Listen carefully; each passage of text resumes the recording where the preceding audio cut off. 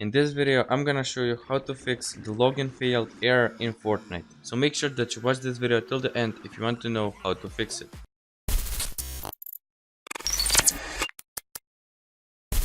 Before we start, I just want to say subscribe to my channel and like this video if it helps, and also use my supporter creator code BoostedAnimalYT.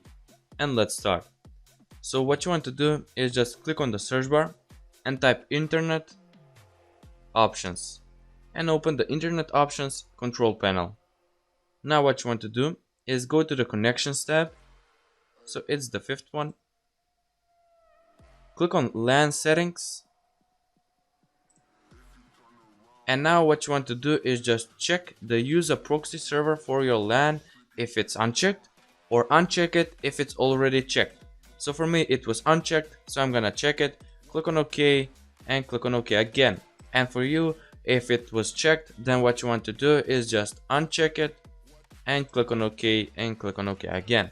So basically that was it. This was an easy and a quick tutorial, and thanks for watching. Please subscribe and like this video if it helped, and also use my supporter creator code BoostedAnimalYT in the item shop. Thanks for watching again, and bye.